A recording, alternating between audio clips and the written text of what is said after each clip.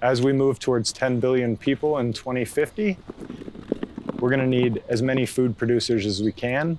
So having programs that teach, educate, and improve all aspects of agriculture is super important. USDA's Natural Resources Conservation Service provides one-on-one technical assistance to America's farmers and ranchers and helps them realize their land use goals. The NRCS is like no other federal agency, and the partners that they have built over many generations since the 1930s has become the foundation of their success. NRCS was established in 1935 as the Soil Conservation Service in response to the Dust Bowl. In 1937, the first county conservation district was formed to link federal agency resources with local farmers. Today, much of the work done by NRCS is done with conservation districts and many other partners.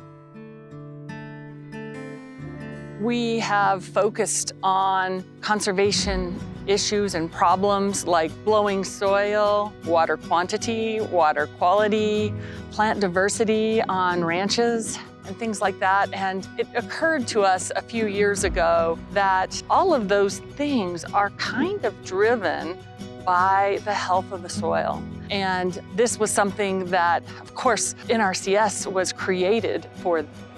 It seemed like a really easy fit for our partnership to work a soil health program, this STAR program. STAR stands for Saving Tomorrow's Ag Resources, and it relates to the 5 principles of soil health. The more of those principles that they're covering through the practices that they're using, the more stars that they're going to get. And so it kind of gives the producer bragging rights. I'm facilitating the STAR Plus program through the Dolores Water Conservancy District. And they were interested in providing conservation to their growers because they're going to be under limited water. And under limited water, soil health is paramount. Healthier soils have a greater water holding capacity. They have greater organic matter, and they have greater resilience when we are in drought or in water shortage situations.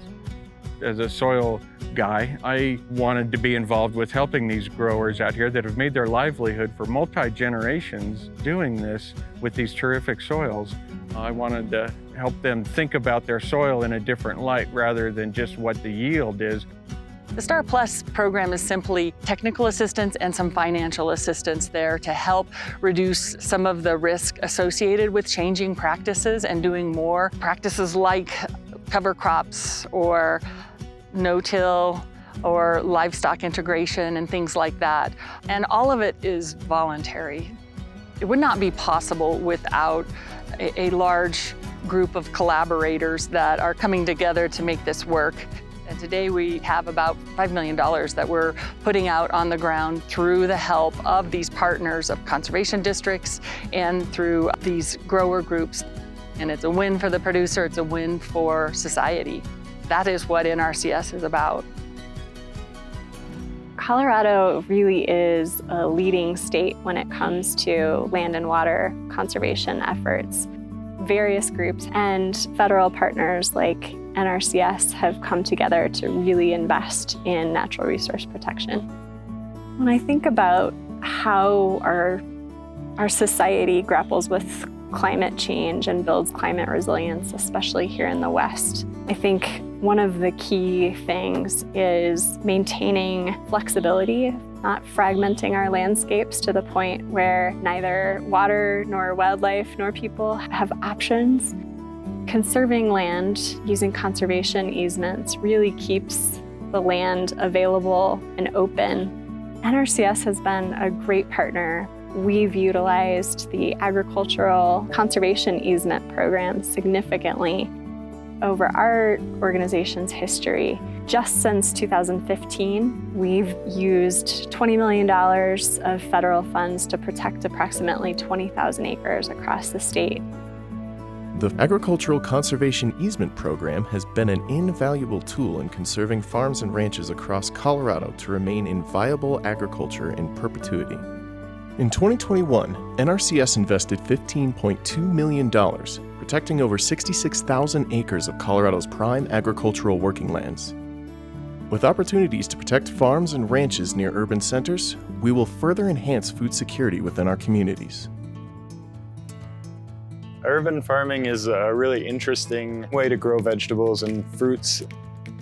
I think it's really important to have programs that offer support to landowners of all different sizes. We've been working alongside NRCS for years now. We're able to work with them on getting things like cover crops out there, getting irrigation set up, and getting a reimbursement for the funding for our first high tunnel. The high tunnels have allowed us to grow a better product for a longer period of time throughout the year. And then also the cover crops are a huge thing for us because we really focus on building soil quality. Finding that partnership with the NRCS really allowed us to expand that part of our operation and gives us more of an incentive to do so. Agriculture has changed. We will continue to change. NRCS has always been trying to meet the needs of the producer. My grandfather, H.L. Cecil, helped form the Cope Conservation District Board back in 1950.